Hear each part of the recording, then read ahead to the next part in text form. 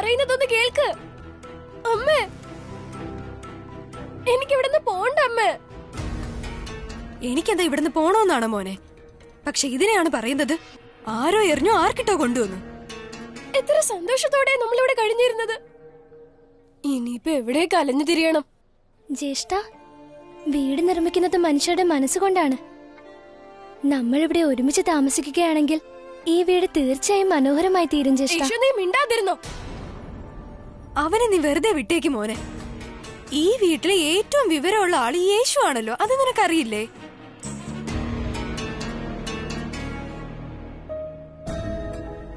അമ്മേ, ഞാൻ എന്തെങ്കിലും തെറ്റായി പറഞ്ഞോ?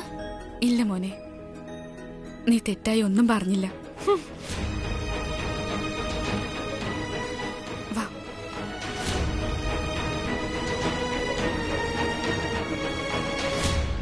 ചെറിയമ്മ വിഷമിക്കേണ്ട ആവശ്യമില്ല. അമ്മയും ജ്യേഷ്ഠനും അനിയനും എന്തു തന്നെ പറഞ്ഞാലും യേശുജ്യേഷ്ഠൻ എവിടെയാണോ അവിടെയാണ് എനിക്ക് സന്തോഷം. കാരണം എന്റെ യേശുജ്യേഷ്ഠൻ എല്ലാവരെയും കാൾ നല്ലതാ. ചെറിയമ്മ നോക്കിക്കോ, ഒരു ദിവസം ഇക്കാര്യം ഇവർക്കെല്ലാം മനസ്സിലാകും.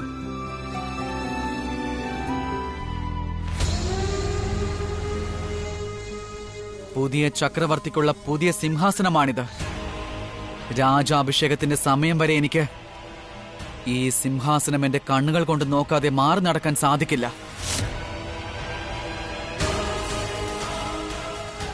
തൊട്ടുപോകരുത്.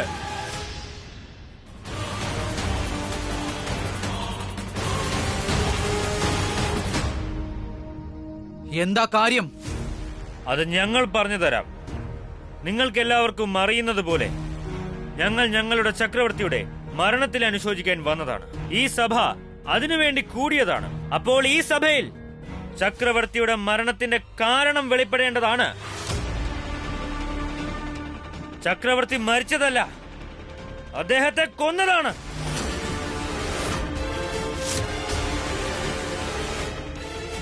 ഈ കാര്യങ്ങളൊക്കെ അറിഞ്ഞാൽ നിങ്ങൾ ഞെട്ടിപ്പോകും.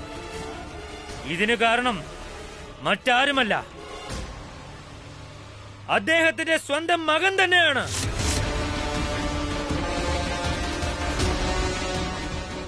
അതെ, യുവരാജാവ് രാജസിംഹാസനം കൈയടക്കാൻ സ്വന്തം പിതാവിനെ കൊലപ്പെടുത്തി. ഇപ്പോൾ നമ്മൾ എല്ലാവരും തീരുമാനിക്കണം, ഈ നീചന് നമ്മൾ എന്ത് ശിക്ഷയാണ് നൽകേണ്ടതെന്ന്.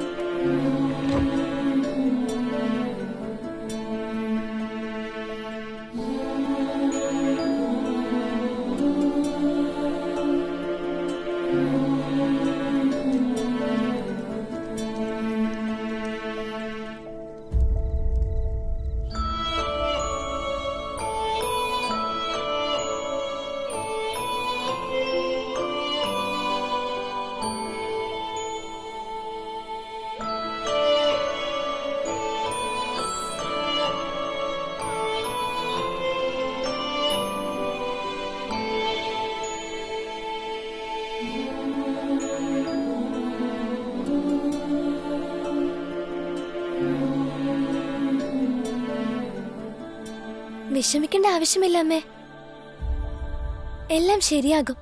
പോകാം.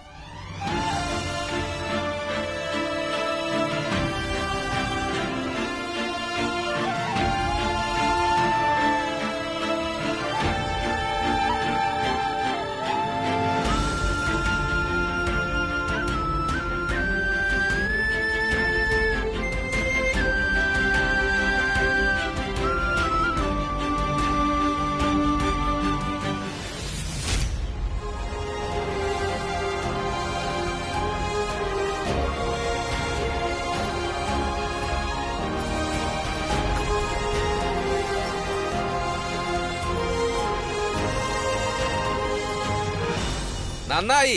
എന്തായാലും ഈ മന്ത്രവാദികൾ ഇവിടെ നിന്ന് ഒഴിഞ്ഞു പോയല്ലോ.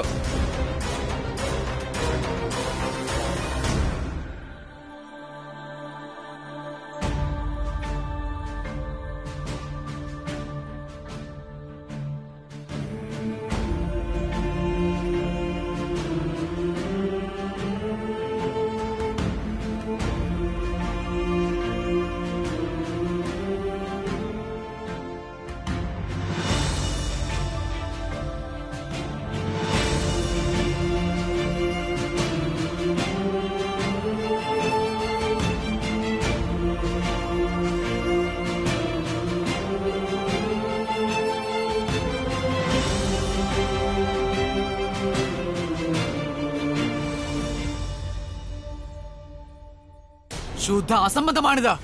പിതാവിനും എനിക്കുമിടയിൽ ആശയപരമായ ഭിന്നതകൾ ഉണ്ടായിരുന്നു എന്നത് ഞാൻ സമ്മതിക്കുന്നു. അതിനർത്ഥം ഒരിക്കലും ഇതല്ല ഞാൻ എന്റെ സ്വന്തം പിതാവിനെ കൊന്നുവെന്ന്. പിന്നെ ഈ കാര്യം എല്ലാവർക്കും അറിയാം. പിതാവ് താഴെ വീണിരുന്നു. അദ്ദേഹത്തിന് ഗുരുതരമായ പരിക്കും പറ്റിയിരുന്നു. പ്രായാധിക്യം മൂലമാണ് അദ്ദേഹത്തിന് വീഴ്ചയിൽ നിന്ന് മുക്തനാകാൻ സാധിക്കാതിരുന്നത്. അങ്ങ് എന്ത് വേണമെങ്കിലും പറഞ്ഞുകൊള്ളൂ. പക്ഷേ ഞങ്ങൾക്ക് തെളിവുണ്ട്. ചക്രവർത്തിയെ കൊന്നത് അങ്ങ് തന്നെയാണ്.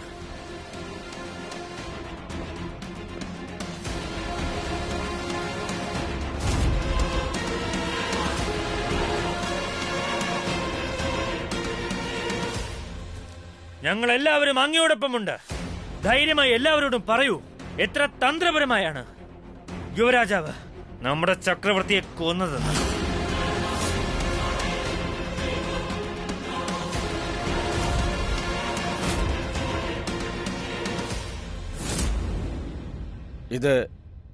ഇത് സത്യമാണ്.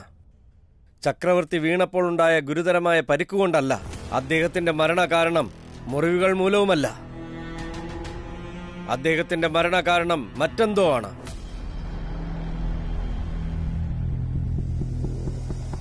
ശരിക്കും ചക്രവർത്തിയുടെ മരണകാരണം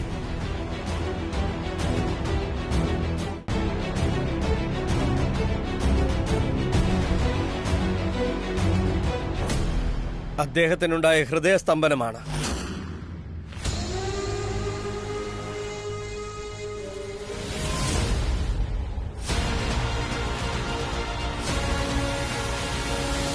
നമുക്ക് യുവരാജാവിന്റെ പട്ടാഭിഷേക ചടങ്ങുകൾ എങ്ങനെയും തടഞ്ഞേ മതിയാവും. ശരി, അങ്ങയുടെ കാര്യങ്ങളെല്ലാം നടക്കട്ടെ.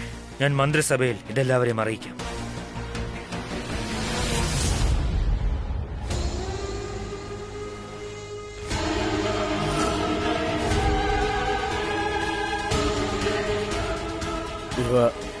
യുവരാജാവേ. ചക്രവർത്തി, ആജ്ഞ പോലെ. ഇപ്പോൾ ഞാനാണ് ഇവിടുത്തെ ചക്രവർത്തി. ഇക്കാര്യം നിങ്ങൾ അറിയാതെ പോലും മറന്നു പോകരുത്. പിതാവിന് നൽകിയ ഔഷധത്തിൽ ഞാൻ എന്താണ് കലർത്തിയതെന്ന് അങ്ങേക്കറിയാൻ ആഗ്രഹമുണ്ടല്ലേ? ഒരു മാരകമായ വിഷമാണ് ഞാൻ അതിൽ കലർത്തിയത്.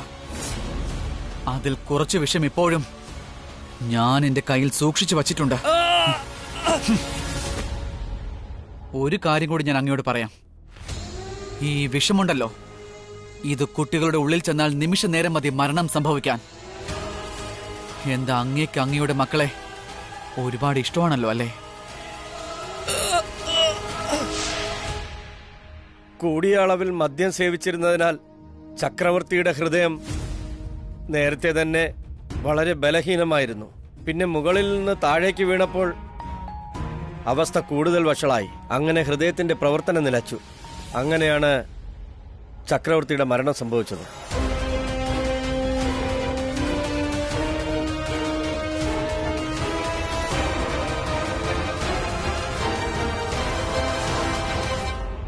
നമ്മുടെ കൊട്ടാര വൈദ്യൻ ഈ രാജസദസ്സിലെ ഏറ്റവും ആദരണീയനായ ഒരു വ്യക്തിയാണ്.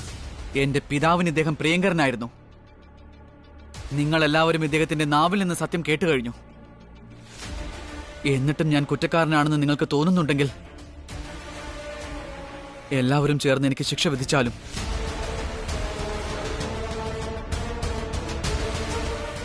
എന്റെ പിതാവിന്റെ തണൽ എനിക്കിപ്പോൾ നഷ്ടമായിരിക്കുകയാണ്.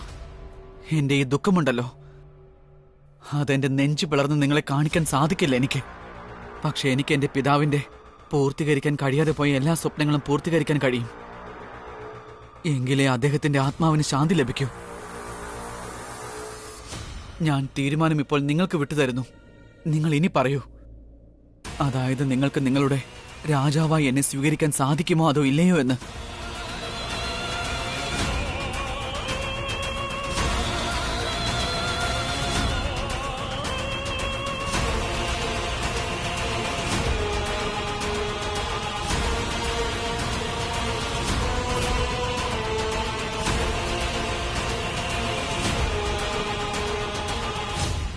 ഞാൻ അങ്ങേ ഞങ്ങളുടെ ചക്രവർത്തിയായി സ്വീകരിക്കുന്നു.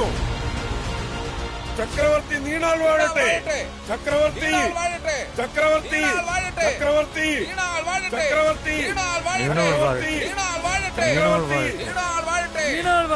ചക്രവർത്തി. ഇന്നു രാത്രി തന്നെ എന്റെ പട്ടാഭിഷേകത്തിന്റെ ചടങ്ങുകൾ പൂർത്തീകരിക്കണം. ഞാൻ ആഗ്രഹിക്കുന്നില്ല. അതായത് ഞാൻ സിംഹാസനത്തിലേറുന്നത് കാണാൻ എന്റെ പ്രജകൾ ഇനിയും കണ്ണുകളിൽ എണ്ണ ഒഴിച്ച് അക്ഷമരായി കാത്തിരിക്കണമെന്ന്. ഉത്തരവ് പ്രഭു. ചക്രവർത്തി, ചക്രവർത്തി, ചക്രവർത്തി.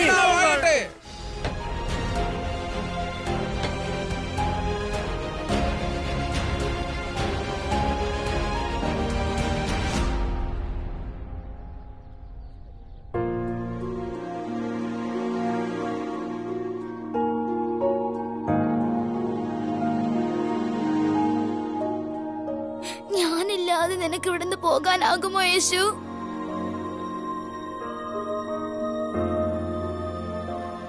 മേരി ചെറിയമ്മേ, യേശു എപ്പോഴും മേരി ചെറിയമ്മ പറയുന്നത് കേൾക്കാറുണ്ട്.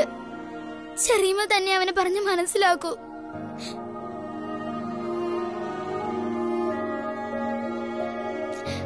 ആശയ, നിനക്കറിയാവുന്നതല്ലേ, ഞാൻ യേശുവിന് വേണ്ടി എന്നും കല്ലുകൾ പെറുക്കി മാറ്റാറുണ്ട്.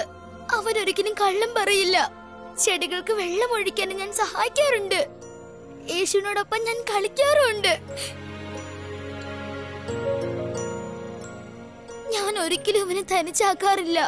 പിന്നെ അവൻ എന്തിനാ എന്നെ തനിച്ചാക്കി പോകുന്നത്?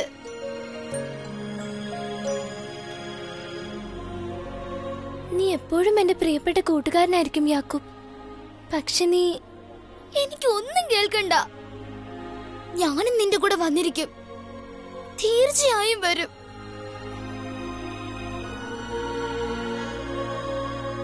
നീയല്ലേ പറഞ്ഞിരുന്നത് നമ്മൾ മുതിർന്നവർ പറയുന്നത് കേൾക്കണമെന്ന്? ഞാൻ നിന്നെക്കാളും മുതിർന്ന കുട്ടിയല്ലേ? ഒരു കാര്യം ഓർക്കണം യാക്കൂബ്, നീ ഞങ്ങൾക്കൊപ്പം വന്നാൽ പിന്നെ നിന്റെ മാതാപിതാക്കളുടെ കാര്യം എന്താകും? യേശു എവിടെയാണോ അവിടെയാണ് യാക്കൂബിന്റെ സന്തോഷം. പിന്നെ മകന്റെ സന്തോഷം തന്നെയല്ലേ മാതാപിതാക്കളുടെ സന്തോഷം. ഞങ്ങളും നിങ്ങൾക്കൊപ്പം വരികയാണ്.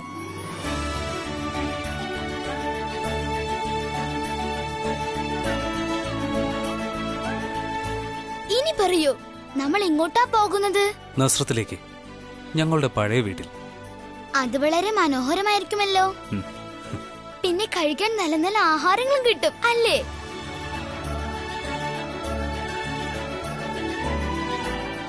പോകാം.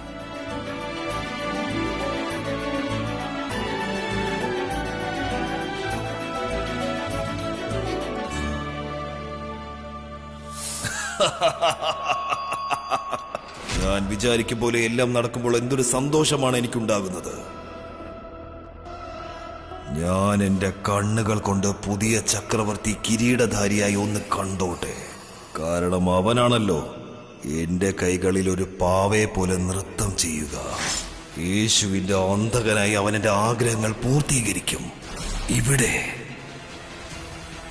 ഇവിടെ ഈ മണ്ണിൽ ഞാൻ നേരിട്ട് നിനക്ക് സ്വാഗതമരുളും യേശു.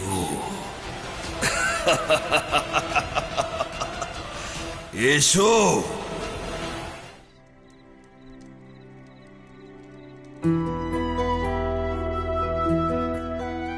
ജ്യേഷ്ഠ, ഞാൻ യാക്കൂബിനും മാതാപിതാക്കൾക്കും താമസ സൗകര്യം ഒരുക്കിയിട്ട് വരാം. ചെല്ല്. ശരി പിതാവേ, ഞാൻ ഈ വീട്ടിലേക്ക് കയറട്ടെ? ആ, നിന്റെ സ്വന്തം ഭവനമല്ലേ, ചെല്ല്.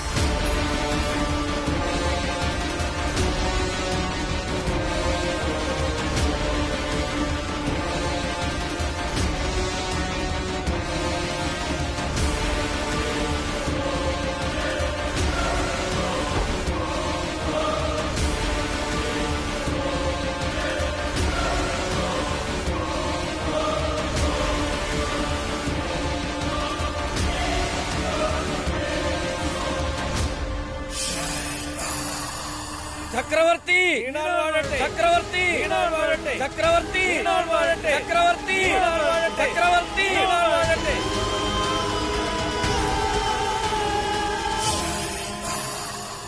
പുതിയ രാജാവ് സിംഹാസനത്തിൽ ഇരിക്കുന്നത് കണ്ട് നീ എത്ര വേണമെങ്കിലും സന്തോഷിച്ചോളൂ സാത്താനെ.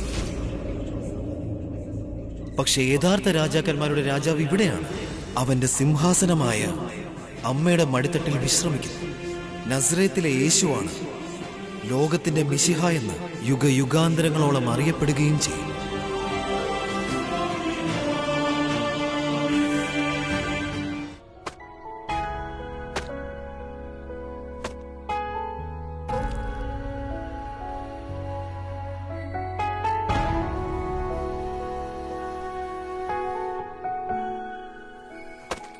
മതി, എനിക്ക് മടുത്തു. ഞാനിത് അലക്കണോന്നോ? എനിക്കൊന്നും അലക്കാൻ വയ്യ. അതെ, ചേട്ടനല്ലേ വീട് അഴുക്കാണെന്ന് പറഞ്ഞ് ബഹളം വെച്ചത്. ബാക്കിയുള്ളവരെല്ലാം കൂടി ചേർന്ന് വീട് വൃത്തിയാക്കിക്കൊണ്ടിരിക്കുകയല്ലേ. ജ്യേഷ്ഠന് തുണി അലക്കാൻ വയ്യെങ്കിൽ പോയി പിതാവിനോട് പറയൂ.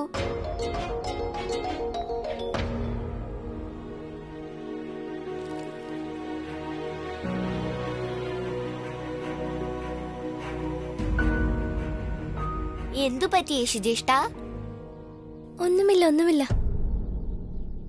യേശു, മേരി ചെറിയമ്മ പറഞ്ഞു ഇവിടുള്ള ആളുകൾ വളരെ നല്ലവരാണെന്ന്. പക്ഷെ നമ്മളെ കാണാൻ ആരും വന്നില്ലല്ലോ. ശരിയാ, ജ്യേഷ്ഠൻ മുമ്പ് ഇവിടല്ലേ താമസിച്ചിരുന്നത്. ജ്യേഷ്ഠൻ ഇവിടത്തെ കാര്യങ്ങൾ എന്തെങ്കിലും ഓർമ്മയുണ്ടോ?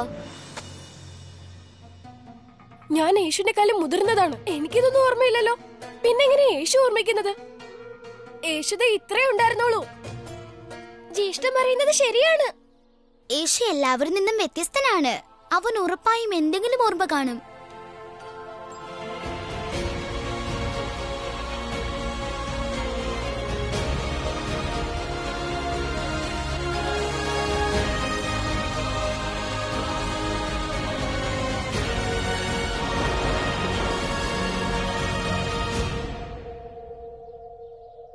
ഒരുപാട് കാര്യങ്ങൾ ഓർമ്മ വരുന്നു. എന്റെ കൺമുന്നിൽ കൂടി ഏതോ കഥ പോകും പോലെ.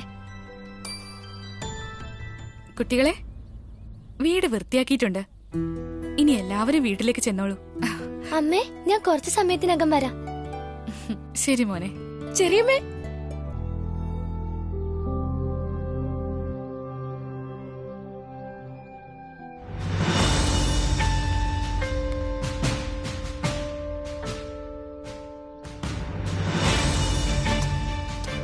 നീ ഇതെന്താണ് ചെയ്യുന്നത് യേശു?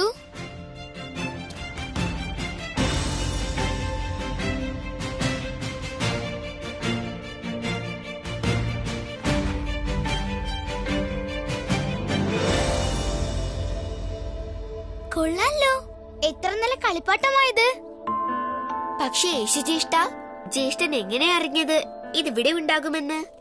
കുറച്ചു നേരം മുൻപ് അമ്മ ഇവിടെ നിന്നപ്പോഴില്ലേ, എനിക്ക് ഓർമ്മ വന്നു.